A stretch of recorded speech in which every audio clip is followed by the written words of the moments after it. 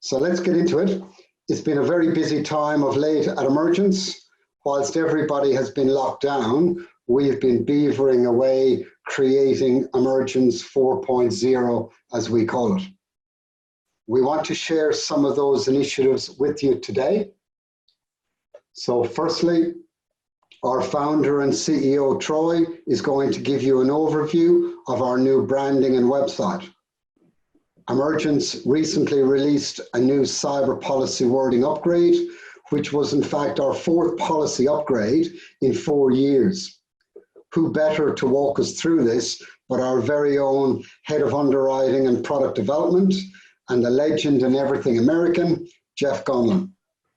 Then I will take you through the Emergence portal, which we've enhanced to allow you to develop bespoke quotes for your clients.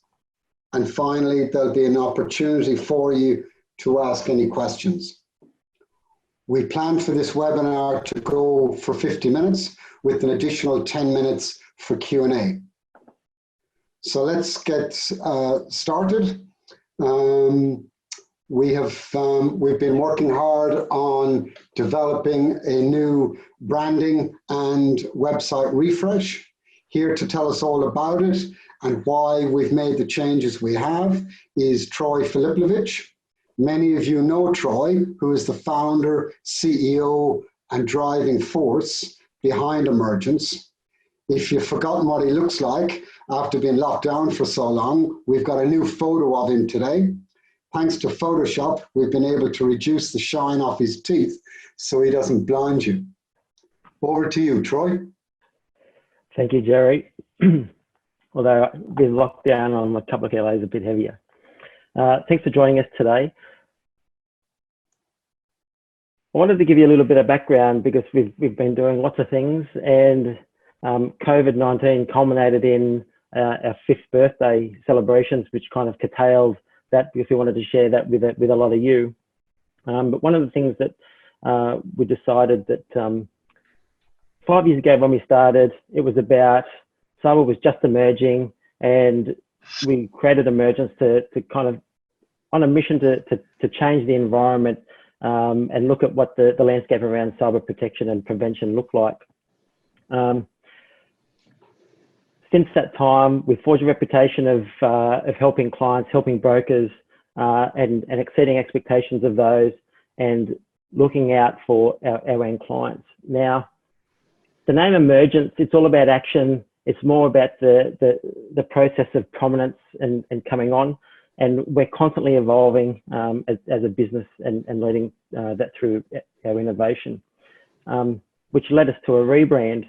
Now, why did we do it? Frankly, we outgrew the one that we launched. It wasn't good enough. As a business, we've outgrown that.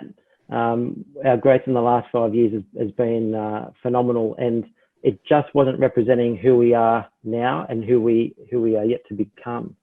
The other factor was I was sick and tired of people ringing me up saying, "Can I resend the logo because only half of it came through?" And mates of mine saying, "You should have paid your whole bill so you would have got a full logo." So we've come from that to where we are below, where we've got various colours. We've now got a logo or a tagline, and we've also got an icon.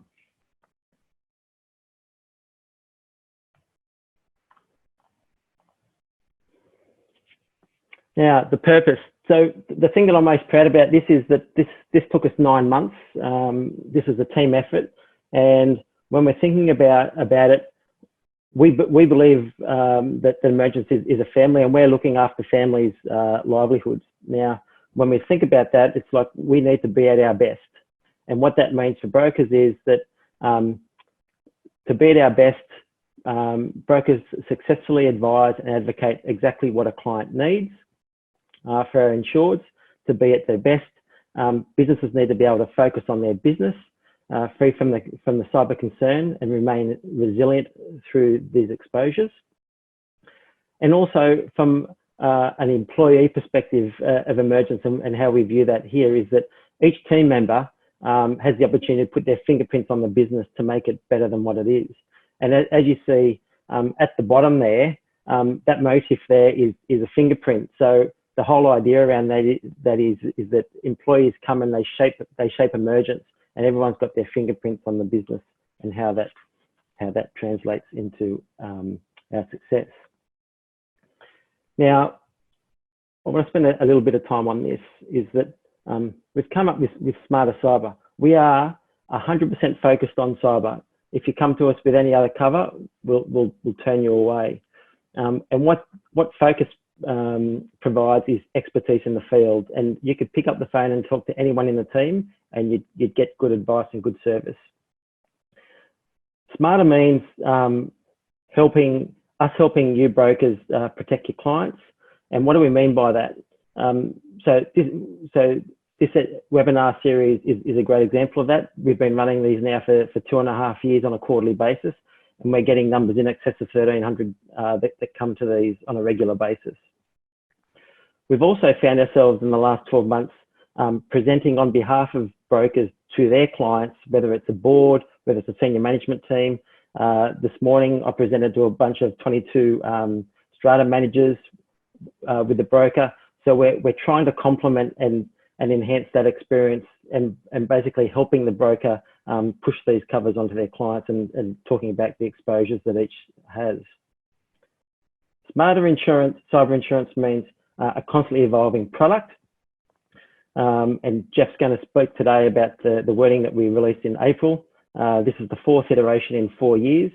And as cyber risk continues to evolve, so do we, and so does our protection for clients. Innovation is key here, and we're providing coverage in this product that no other market is providing. And Jeff will give more ideas around that. And again, you can only do so much in a webinar, so if you want to engage any further, please pick up the phone and talk to us. Smarter Cyber also means we're doing more. So we've got a couple of exciting initiatives that we'll launch by the end of the year, so look out for those. And both of those initiatives that will land in the next 6 months will further establish Emergence as a go-to market for cyber cover. Here's a couple of artifacts. So we've got a new website that we focused on. Have a look at it. Obviously, the updated product that Jeff will be talking to. We've got new collateral, so we've got new claims examples because they're coming through thick and fast. We've got brochures for you to hand to your clients. We've got comparison tables. There's a whole plethora of artifacts there for you to use. And Tim Barrett, our senior underwriter in Brisbane, he's been leading the charge on the technology update and doing a brilliant job. And we've delivered 2 phases of 3 phases on our IT platform, and Jerry will explain that to you later on. We constantly evolve, and what we've managed to do is blend a mixture of both local expertise and global presence. Some of the claims that we're dealing with now have impact not only on these shores, but also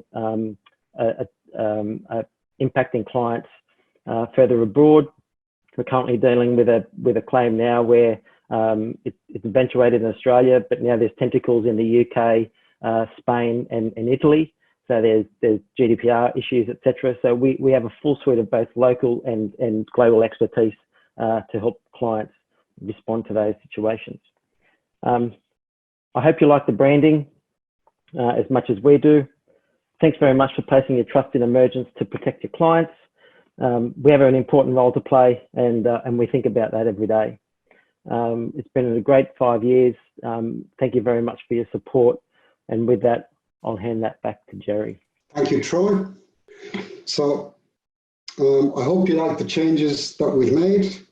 Now I'm delighted to introduce to you Jeff Gonlin, who is the head of underwriting and product development.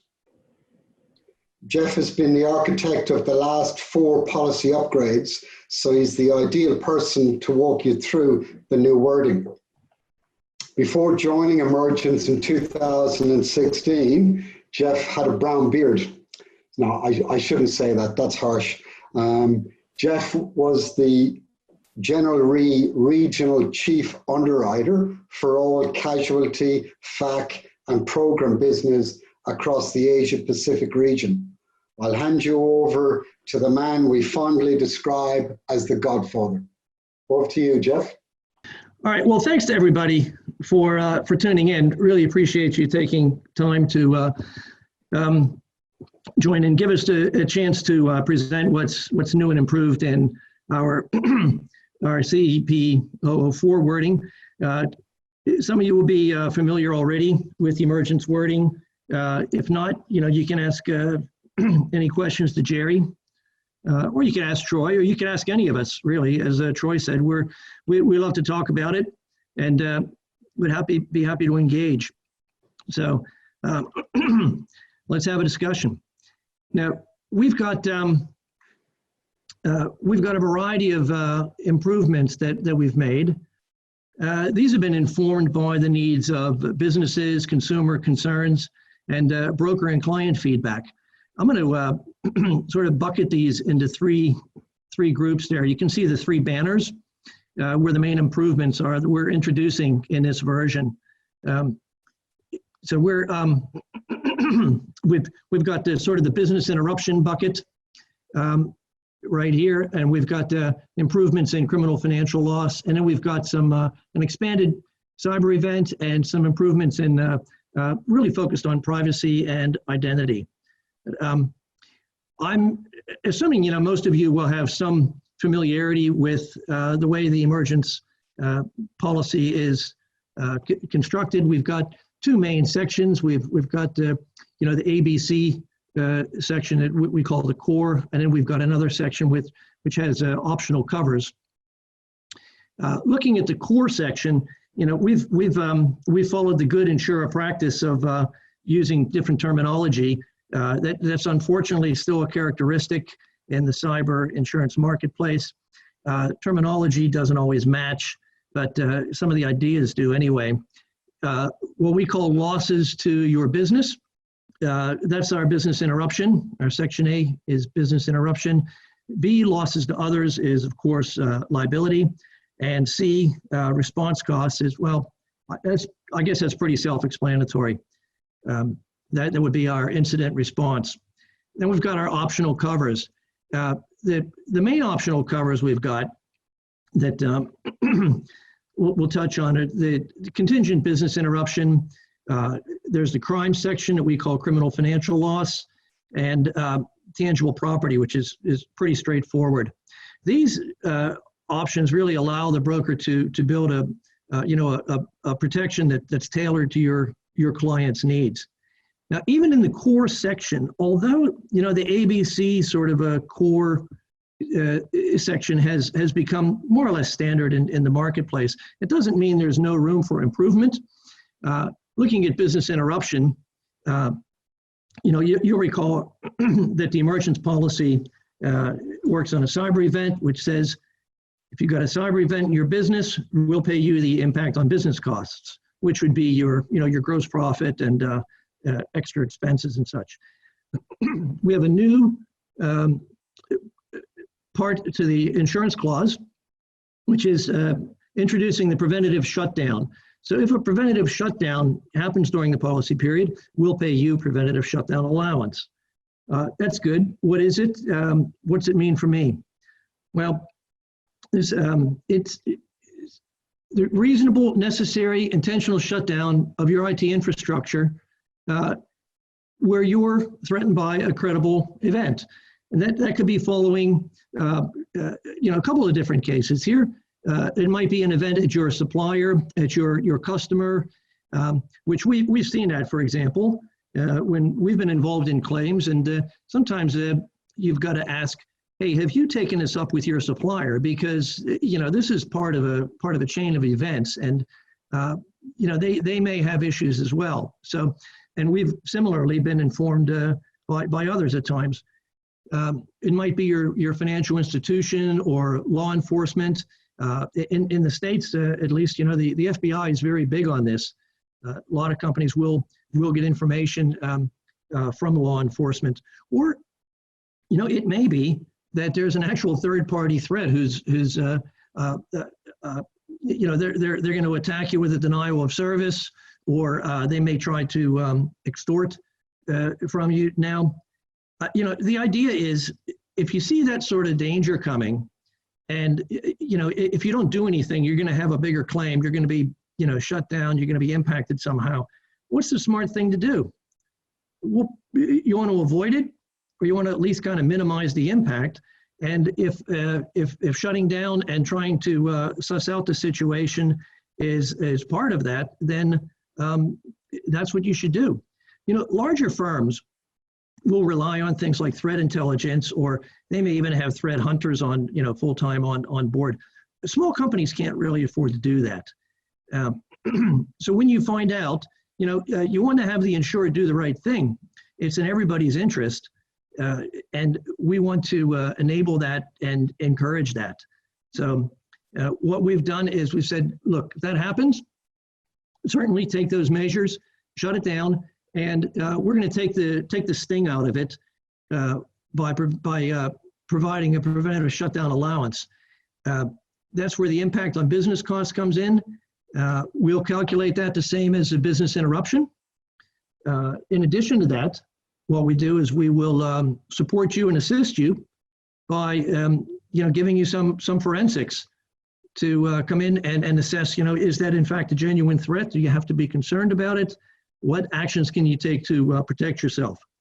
Now, importantly, you know, because we do want to take the sting out, the excess does not apply to this action. So this is really in everybody's interest, and we're trying to encourage good risk management. As they say, you know, an ounce of prevention is worth a pound of cure, and that's as true as ever.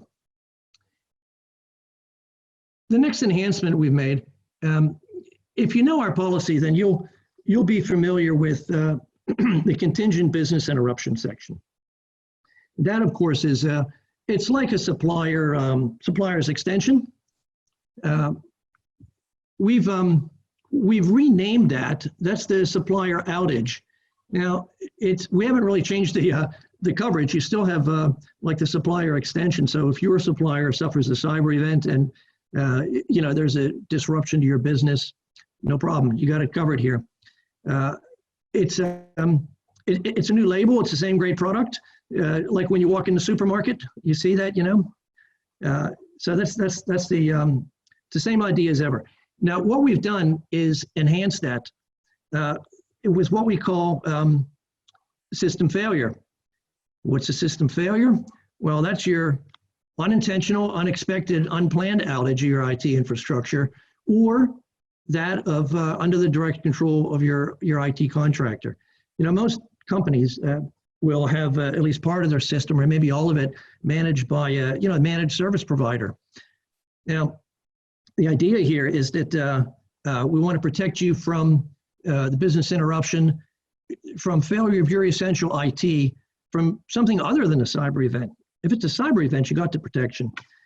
There's another, you know, cyber events are about 95% of what's going to knock your system out. That's, chances are, you know, you've been hacked, you got ransomware, you got a DDoS, something like that. There's another 5% or so that, you know, just happens, operator error or whatever. But we think that, you know, business interruption is, you know, a key coverage. We want to round that out, and we've broadened it because any interruption is going to have a negative effect on the business. Every interruption is going to require a response. And you may not know the cause until you investigate it, of course. If you did, of course, you would have prevented it probably, huh? So you need to determine if it's, you know, malicious or criminal actors behind that, or, you know, was there data exfiltrated, or is it safe to restart, et cetera. So, you know, those things are now covered as well. If it's not a cyber event, do we leave you in the lurch? No, we don't. So, you know, this has been, business interruption has been a top concern of businesses. And you look at any survey out there for years.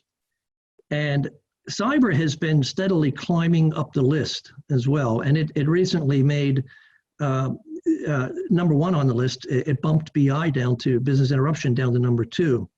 So the combination of these two is this is really timely. I think it's COVID-19 unfortunately is teaching us how brutal an interruption can be. We eventually expect to have a vaccine against COVID-19.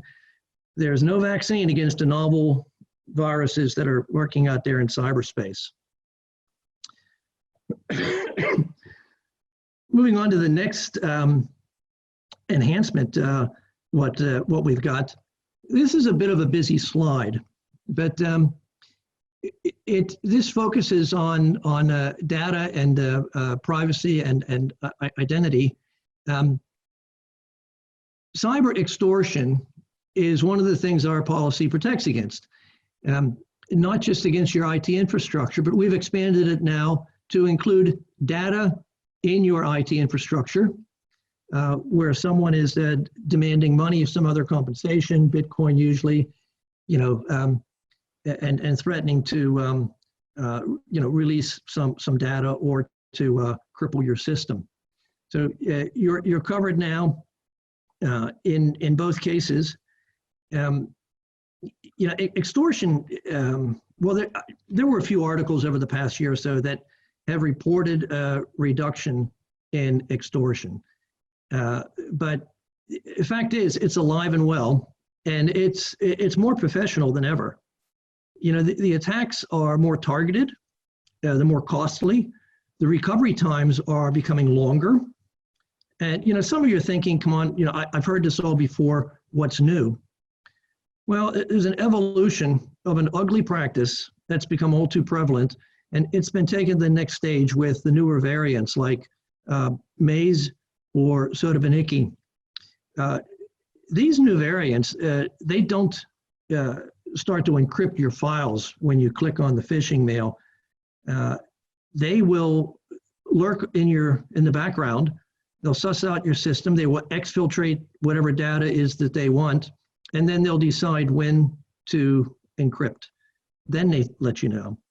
So now you face double trouble. You've got to unlock your system, and you've got to deal with somebody who's also got gigabytes of data. It really complicates negotiations. They're not ready to negotiate. They don't. Ignoring them is no longer an option. In the past, you could say, well, I've got good backups, done the right thing here. I can restore, within 6 hours, 8 hours, whatever, within a day or two, I'm back in business. It's not like that. They've got your data, even if you can restore. You say, look, you've been ignoring us. Why do you do that? We're going to double your ransom, and we're going to start releasing data. We've had these claims. We have had these claims. Ransoms have gone from, hundreds or thousands of dollars to hundreds of thousands of dollars. We've been confronted already with 6-figure ransoms. And you may want to ponder this. This shows how bad it's getting, I think, there's a group called the Our Evil group. Just last week, they pulled a ransom event against the Grubbenshire, Marcellus and Sachs, which is a law firm. Why would you pick on some poor lawyers? Well, it's a law firm with a long list of high-profile celebs like Madonna, Lady Gaga, Elton John, Bruce Springsteen, U2, etc. So they initially demanded $21 million. They said, look, we're going to lock up your system. And by the way, we've got gigabyte after gigabyte of data. They were ignored. They said, no, we're not going to do it. Then they said, well, the law firm said, well, we'll offer $365,000. And they said, no, we're going to double it, 42 mil, or we start to release.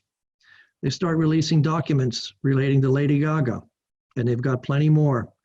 So, now the law firm is in a no-win situation.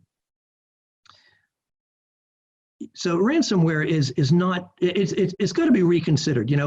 Our coverage has evolved, with these threats, you're covered now, whether it's a threat, whether it's an actual attack, and whether it's your infrastructure or whether it's your data. One last point of difference with the emergence policy I want you to consider is that the full policy limit applies to cyber extortion.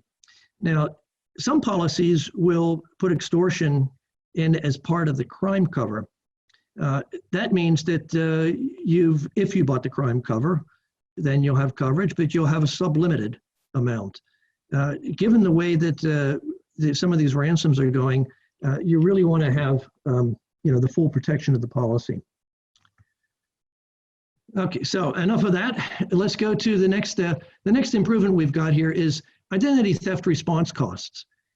Under Section C, if you recall, that's where our response costs come in, and that's where we do the forensics and data recovery and so forth. So we have added a new response cost, and we call that identity theft response costs. Policies on the market generally will provide for credit monitoring and ID monitoring. We think that's a bit thin. If you know anybody who's ever suffered an identity theft, you'll know that it's tremendously disruptive in terms of time, money, emotional distress, et cetera, possibly financial distress. So credit and identity monitoring are necessary, of course, but we think you ought to go beyond that. And Emergence goes further to support the individual when they're reporting it, when they're reestablishing their identity, and getting essential records restored. Let's move on into the other column here, the criminal financial loss. We've introduced something that we call identity-based theft. Now that's when you've had your identity stolen, so you've had the identity theft, and someone is using your ID. You suffer direct financial loss from that. I think, well, why do I need that? Look, I don't gather personal data. If you're a business that has employees, your employees are in the crosshairs. For most businesses, employees will be the group of people about whom you'll have the most detailed, personal, sensitive, financial information. It's a target group, no matter what industry you're in. And we've seen where, I mentioned we've had claims with the new variant ransomware. One of the things that they do is they go to HR. They target that because they know it's valuable information, and they threaten to release that if you don't pay. We'll spill the beans on your employees. Some policies will carve out an exception that will provide an exception if employees sue. That we'll cover you if you sue us if you've suffered an identity breach or some sort of financial loss. We think that's not the way to handle it, especially with small companies. Some other policies will cover executives only. We think everybody working there ought to have the protection, and that's how we do it. We cover everyone in the company for the identity-based theft. I'm going to move on now to, if you know how our policy operates, you'll know that cyber events are really a key concept there. These cyber events are inspired by, or they roughly follow the Verizon DBIR, the Data Breach and Incident Report, those classifications. And I say they roughly follow because we've added a few extra events that can trigger it, such as the extortion that I just mentioned. We're adding another one, which is privacy error, and this is in covering the human dimension, where your employees disclose something, and whether it's electronic, whether it's non-electronic, it doesn't matter. The data is out there. The DBIR doesn't care how it was disclosed. And we've broadened coverage, to respond to those eventualities, and cover it where your employees lead to unauthorized access, et cetera, where you have to notify someone, including non-electronic. Anybody who has been following, the OAIC reports that come out from time to time will know that healthcare is a huge number one category on there, and it's humans that are the weakest link. Not just in healthcare, they're the biggest one, but humans are the weakest link, and we mean to cover that with that. If you look at what's happening generally, why do we do this? The map is going to tell you a picture's worth 1,000 words. The map's going to show you there where data protection and privacy legislation is in force, and it's over 100 countries, and practically anywhere where your clients are going to be doing business, there's going to be some data protection and privacy legislation. This has taken over in very quick order. When you think a few years ago, we didn't have it here, and there's talk about strengthening the measures here. Privacy and data protection has become a big issue. 88% of Australians believe it's more important than convenience. Many believe it's more important than their health. Look at the controversy around the COVID-19 tracker. Well, what are you going to do with it? Is that private or not? People are very concerned about that. 81% of people would stop engaging with a brand online following a data breach. Whether you believe that or not, if you think that's exaggerated, well, that's fine. What if it's only half that many? What if it's a fourth of that many? Still 20%. A lot of people are very sensitive about that, and more so than ever, which is why we've made that another focus to our product improvements. When we look at trying to put these together, look at this potent combination you've got. You've got a data breach, you've got a business interruption, you've got a loss of customer trust. This can be deadly for a firm. Many are concerned about the impact to reputation, my brand equity. There are some policies that have come out now that will give you reputation protection. We provide reputation cover, and we've done it for years. We didn't think it, we just thought it made sense. It's a necessary part. That's really the most important part here, I think, of the loss is what's going to play out eventually long-term in terms of customer loyalty. And that plays out over a long time. So you might think, look, I'm covered for that though, aren't I? Some policies will only cover your business interruption until your IT functionality has been restored. Others might provide it for some longer period and refer to it as that reputational cover they're providing. Our policy provides PR costs if necessary to help counter that, and it covers you until your IT infrastructure is restored to its usual function, plus reasonable additional time to allow your business and revenue to normalize. And we make that flexible. Every business is different. Not everybody needs the same amount. If you only have coverage until your IT is restored, that's probably going to be done within the 30-day time frame. And then your business interruption cover, it doesn't really protect you any longer before you've even notified your clients or your customers. So how do you think that's going to pay out? That's not really proper protection in our mind. We make it flexible, anything from 30 up to 365 days. So, you can tailor it really to this most crucial coverage to what your clients' needs really are. So you can see we've enhanced a couple of crucial areas, business interruption, contingent business interruption, system failure. We've broadened for privacy and data. Those are concerns for customers everywhere. So I haven't gone into all the detail changes or enhancements or refinements, because there are more. But you can, for those who are interested, you can dig into the details, compare the policies, old with new, 3.1 versus 4.0. This is on our website. It gets into the detail. If you want to see in summary form, for example, here, the privacy error, you see the 3.1 didn't apply it. It's available under 4.0, or the 004 cover. This is available on our website.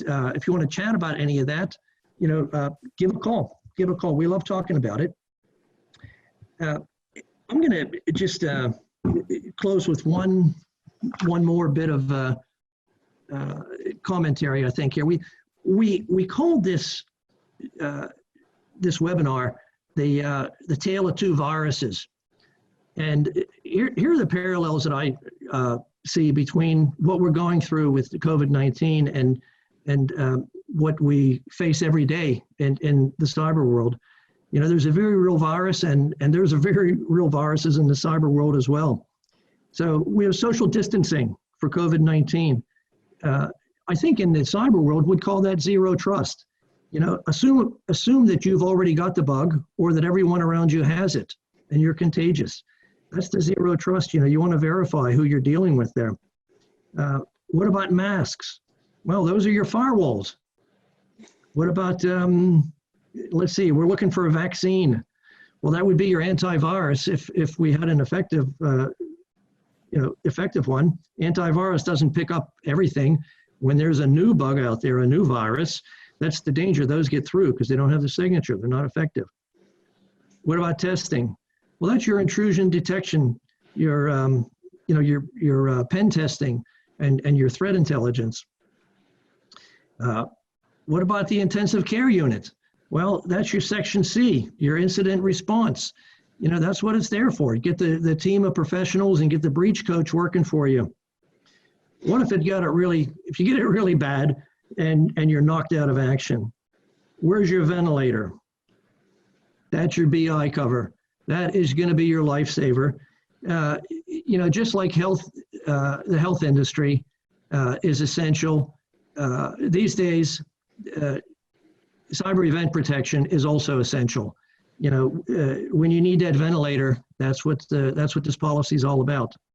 So I'll end with that. Thank you for your patience, and hand back to Jerry. Thank you, Jeff. Entertaining as always. So at Emergence, we never stand still, and we're always looking for ways in which we can get feedback from brokers and find out how we can help you and your clients. As Troy said, we have a huge pipeline of initiatives that we've been working on behind the scenes, and we'll be progressively rolling these out in 2020. One of the initiatives that we rolled out as part of the policy upgrade is enhancements to the online portal. At Emergence, we're investing heavily in technology to allow us to develop the solutions we want to provide to you and your clients. The solutions that we're showing you today is phase 2 of a 3-phase technology release.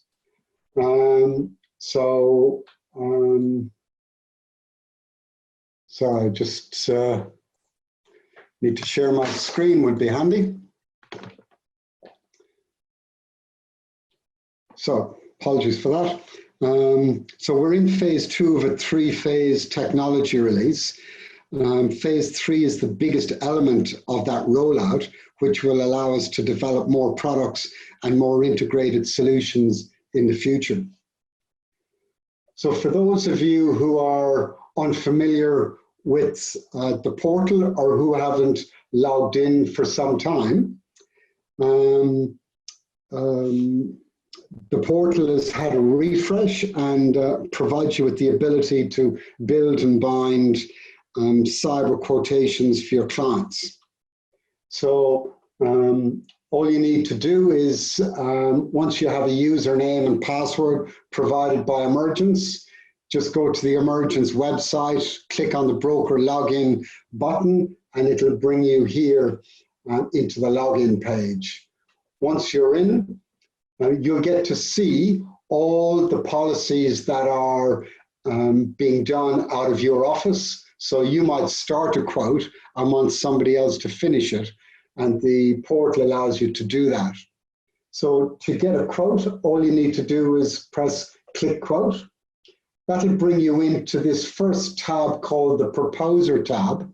And from there, all you need to do is input the insured's name, their occupation. You can select from 13,000 occupations, which is the biggest occupation list out there in the market.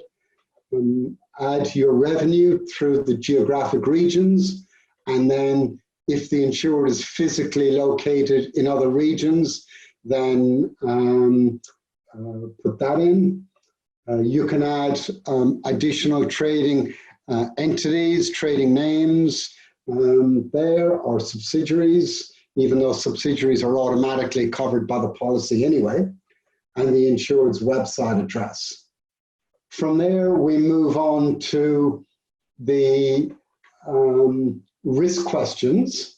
So this is where we're gathering the underwriting information. So one of the tips for you here is if you use the latest proposal form from the Emergence website, the proposal form is a mirror image of the portal. So it really allows you to input the information very easily. So every question has a drop-down list and allows you to put your risk answers in there. Underneath that, we have the optional covers, as Jeff mentioned. So the contingent business interruption, the tangible property, and the most important area on the optional covers, I think, is the criminal financial loss. So as Jeff said, this is the financial loss element of the policy. The core policy is all about loss of data, loss of personal information. Criminal financial loss is about the loss of money. So here you have the ability to add cyber theft, telephone phreaking, and cryptojacking, and you can select the sublimit you want, anywhere from 10,000 to 250,000. You can then select social engineering cover, and what we've done in the new portal is we have decoupled the link between cyber theft and social engineering. So now you can select a limit for cyber theft. You might say, I want 250,000 for cyber theft, but I only want 50,000 for social engineering. So you can now structure that yourself so that you can clearly develop a bespoke solution for your clients. So one of the tips for you, the social engineering limit can't be greater than the cyber theft limit. And if you require limits above 250,000, we as underwriters have the ability to write to higher limits that your clients may need. So limits of up to $1 million can be done by underwriters. And what we'll do for those more complex or bigger risks, we will look to investigate those businesses in a lot more detail, and we may ask for some additional information. So once you've captured the underwriting questions, we then move to the cover and premium section. So this is where you get to build the program that you want for your client. So you can choose your excess from $250 through to $25,000. The BI, as Jeff said, can range anywhere from 30 days to 365 days. And the policy limits from 250,000 through to 10 million. We as underwriters have the ability to write up to 20 million, and we will underwrite those separately. You've got the ability to adjust the commission on each individual account. The default commission will be entered there, And then if you've got a net account, you can just change the excess to 0. Or if you've got a high maintenance client that requires a lot of work, then you can choose a commission up to 25%. The commission, as cyber is a wholesale product, the commission isn't disclosed in the marketing documentation. We have the ability to incorporate your broker fee into the total cost of the policy. And that broker fee will be included in the documentation that you can present to your client. So they're the key points about how you can build a program. Once you've decided what sort of program you want to build, all you have to do is press calculate, and you'll get the premium. And if you want to make that a formal quote, all you need to do is press finalize quote. And what that will do is that will lock down that quotation, turn it into a formal quotation, and that quotation will be emailed to the logged in user. Every document that's created by the portal is captured in this document section. So if you don't get the email, or you want to refer and access the documentation during the policy year, all you need to do is select the document that you want, press email, and that document will be sent to the user in the system. So everything you need is all housed within the system so that everything is there for you.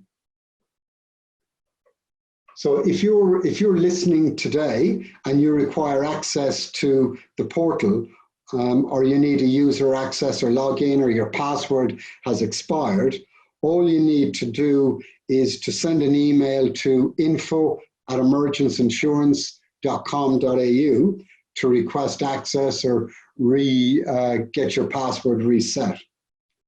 So that's the online portal and how it works. So what sort of quotes can you get from the system? Well, you can get quotes for business with revenues up to 75 million, and that will take care of the new business as well as the renewal process.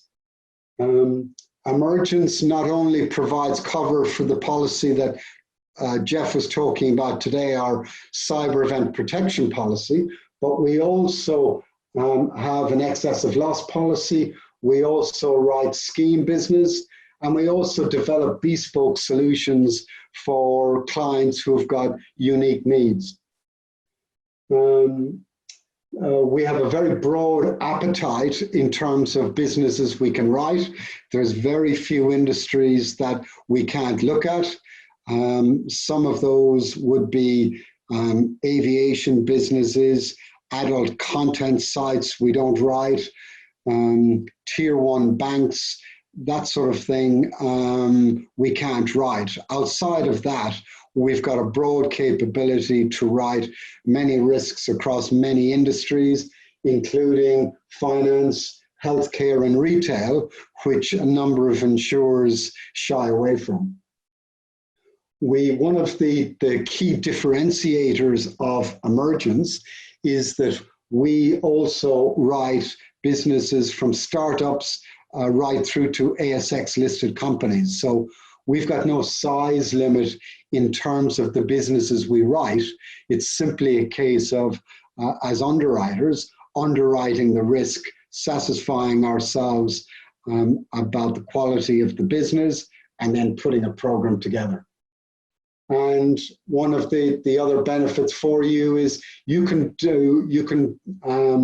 have a common due date for policies. It doesn't have to be just a 12-month policy. So in terms of how we support you, we've got one of the largest teams in the country now, and we're razor focused on supporting the broking community. We only deal through insurance brokers, so everything we do is about helping you have a better conversation with your clients. We've got, as I said, we've got one of the largest underwriting teams. The team has 190 years experience. Some of the people have been very harsh and said that Jeff and I have got 100 of those years, which isn't very nice. Jeff, Troy spoke about the website.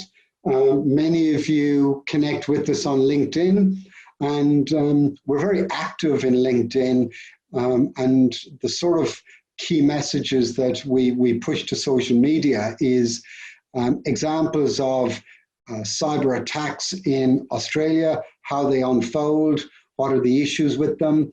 We also try and keep you up to date with scams that are going or security alerts that you and your clients should know about. The webinar series, which is, as Troy said, going for over 2.5 years.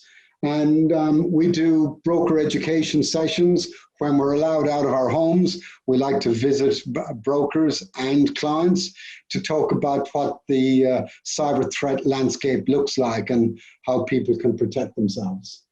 Many of you will see that we send you communications and blogs about topical issues that are trending in the cyberspace. And we do presentations to clients. One of the other ways in which we work behind the scenes is, Troy mentioned the Verizon data breach investigation report. This is one of the biggest investigations of cyber attacks in the world. Verizon analyzed 157,000 cyber incidents before they developed this report. Emergence is one of only 2 cyber underwriters in the world that contribute anonymized claims data to the report. So this is our 3rd year as a contributor, and you'll hear more from us about the DBIO report in the next few months. In terms of COVID, COVID is a live issue for cyber. We're working from home, many of us now, and that has created massive opportunity for criminals. And as you can see, there's been 1,000 scams, over 1,000 scams to ScamWatch. There's 645 COVID products being flogged on the dark web. A lot of them are a disguise for malicious software. And there's been 115 reports to the Australian Cyber Security Centre. So the criminals are relishing in the environment that we're in because companies don't have the ability to control the infrastructure sometimes which their employees are now using, which a lot of the time won't be IT infrastructure that's owned by the insured themselves. In terms of the team, as I mentioned, we've got the largest team in the country now, which focuses only on one thing. They're all there to provide you with the technical support that you need when looking for cyber solutions for your clients. Never forget, as cyber specialists, all we do is cyber, nothing else. Our incident response team number is also there. The incident response solution is the absolute cornerstone of any cyber insurance solution.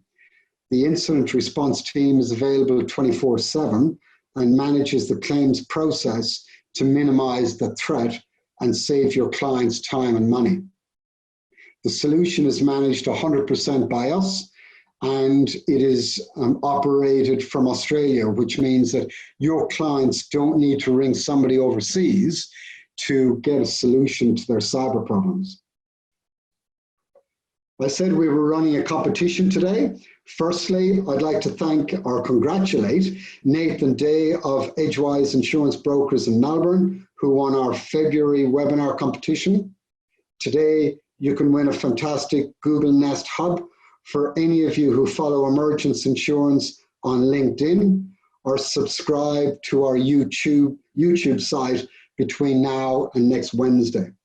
So if you don't already follow us, jump online now and click on the follow or subscribe buttons in LinkedIn and YouTube. We'll advise the winner of the prize by email on Friday, the 29th of May. As I mentioned earlier, all attendees will be entitled to 1 CPD point. We will automatically send out the certificates of attendance to the email address that you used to register for this event. For those attendees listening as a group, which there'll be very few of you today, please send a list of attendees now, including the full name and an email address to info@emergenceinsurance.com.au so that we can issue each attendee a certificate of attendance. Now, a number of you have posted questions during the webinar. I'll bring Troy and Jeff back in now, and we'll run through some of the more interesting questions. Over to you, Troy. Thanks, Jerry. While you've been rabbiting on, I've been taking care of business. So some things never change, Troy. So I've been in the background answering questions, and at the moment we don't have anything in there. So let's just give a couple of minutes for people to type anything if they need, and we can answer them. Okay, just one question that was mentioned to me recently, and Jeff, if I can bring you in here.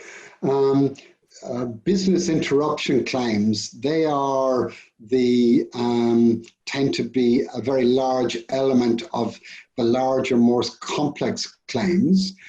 How do you see the market dealing with this BI issue in terms of when cover kicks in and when cover stops? Yeah, Jerry, you really have to look. You know, there's no like I say, there are some core parts to coverage, some standardizations that we see in the market, but you really got to read you know, the details and not assume, because you know, there's a lot of variation there, and generally speaking, policies tend to be less flexible, that they'll prescribe some sort of period, and there are several policies, as I mentioned in there, that will you know, coverage will end when your system is restored. And you know, that is really to me, it's just giving you you know, a bit of a tease of coverage, and you know, that policy is really not very good value for money. Then I would really encourage everyone to you know, look at that business interruption aspect, and it requires it's not fun to advise clients or to evaluate, because every client is you know, is really different, but it's such a key part that you know, that you got to look at the not just you know, what limit you're buying, but the length of time. You're really buying time, not limit. You know, I've seen some people that will buy a $5 million limit, but a 30-day indemnity period. You'd be better off with $1 million and you know, a 90-day or 180-day. So the market handles it in lots of different ways, and you know, we're happy to discuss with anybody, because we're flexible and we try to tailor it to the needs or to the budget, as the case may be. Thanks, Jeff. Just building on that point about indemnity periods, one of the things to reiterate as well is under the notifiable data breaches scheme, an insured has 30 days to do an investigation of what's actually happened before they need to communicate to those people who have suffered the eligible data breach. Now, the issue with that is if you take the 30 days and you then communicate to the affected customers that, sorry, we've lost your bank account details or your credit card details, you're going to be communicating that message in day 31.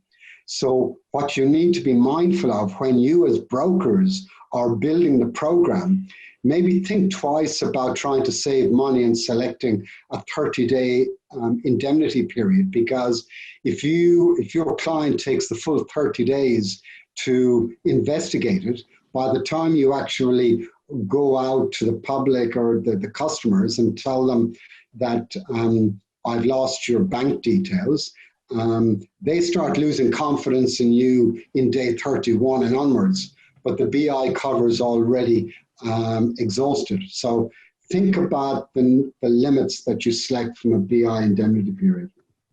So I'm just mindful of the time. I promised that we would try and wrap this up in 60 minutes, which we're just Jerry, now. Yeah. there's the questions are flowing in thick and fast. Okay. Jeff, just one for you. What's the reputational cover aspect called under our wording? It's we never put a label on it, Troy.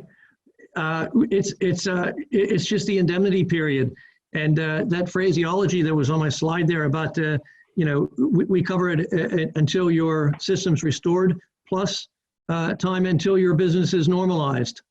Subject to the the max period that you bought. We didn't put a label. Somebody else put a label and said, "Oh, we've got reputational coverage," and I looked at it and I says, "Well, we already give that." Can you also talk to the idiosyncrasies between our coverage and others that are out there around this? The business interruption, how it stops when the system's back up and running. You've got to read that. That's the the point, I think, is when does it start, when does it stop? And some will say at the earlier of, when your system's restored or when your 60 days is up. So each policy is you read the fine print. But we don't take that approach, Jeff. We take the approach that the cover continues even after the IT system has been rectified. And then the words we use in the policy is the cover continues until your business is normalized after the communication to customers.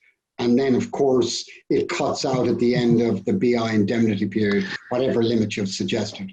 Yeah, that really ties in also with, if you're in a high reputation business, you really want somebody that's got a good response team, that incident response, because you want to control the spin. These days, with social media the way it is, negative press, once people realize you've been breached and their data's out there, that can travel very, very quickly and spin out of control. So, our policy provides for that, provides PR costs. I mean, we've been involved in some of those, and you really got to get on top of that to control that damage.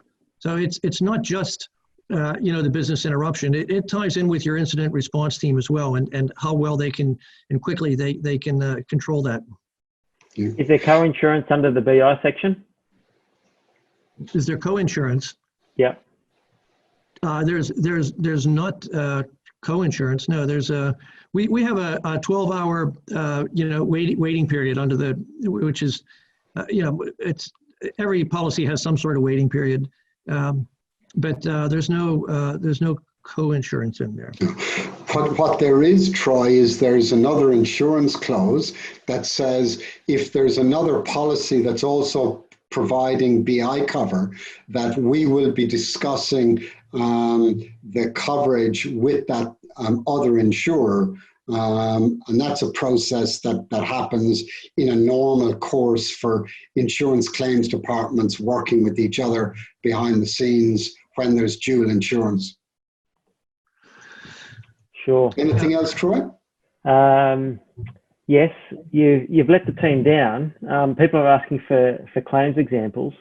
Even though Jeff and I told you to put one and you ignored us.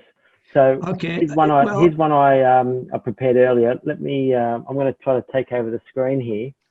I didn't know that this was a performance appraisal, Troy. Yeah. Well, while you're doing that, Troy, if I could just mention that yes. That $42 million ransom claim, if anybody's interested in that, that's a live case that's happening with that new variant, ransomware. Just Google $42 million ransom, and you'll see it there.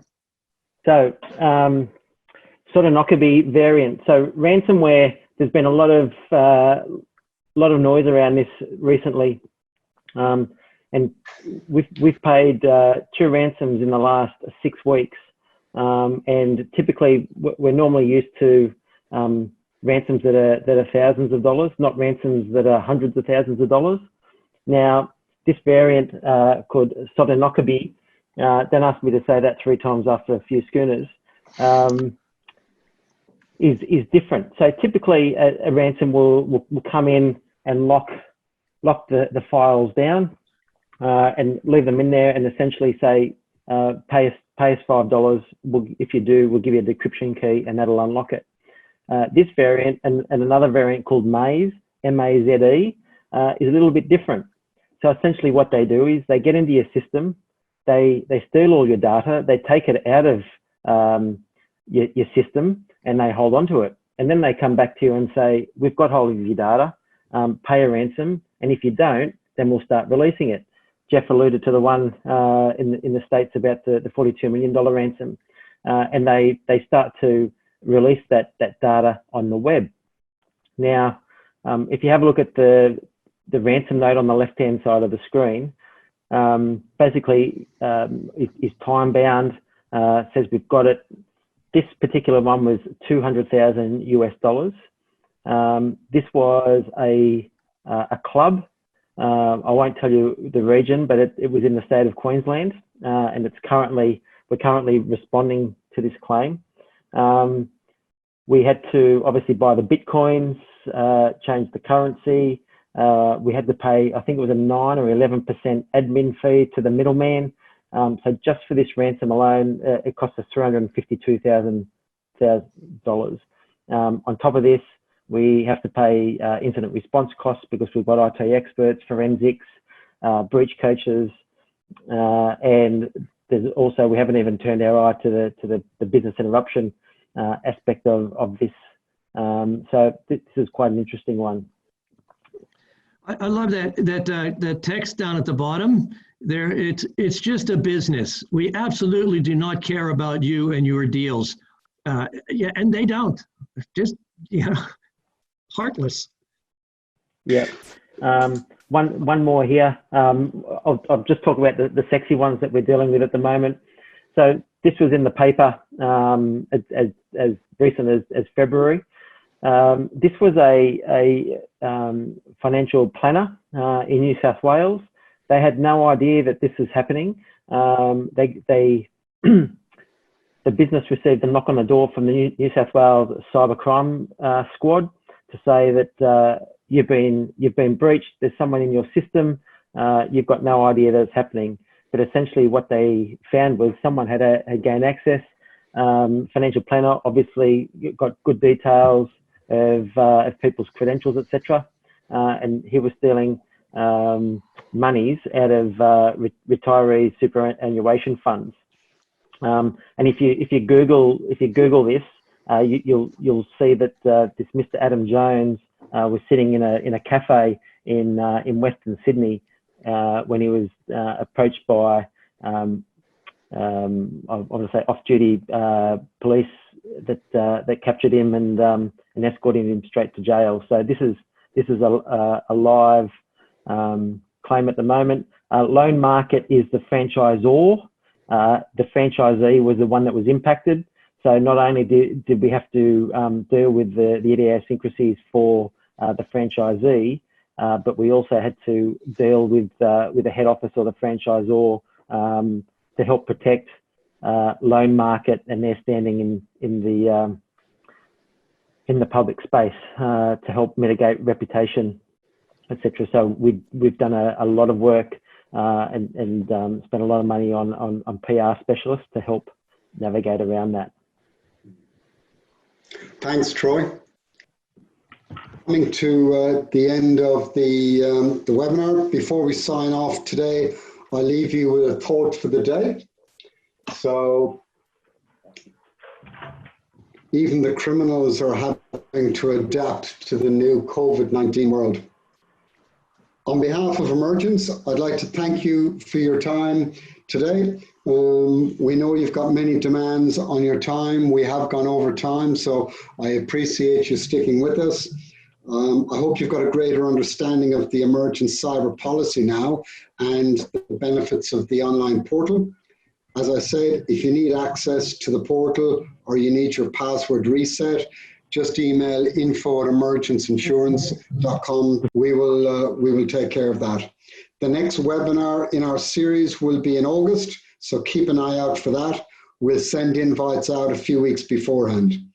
This is the official end of the webinar. Thank you and goodbye.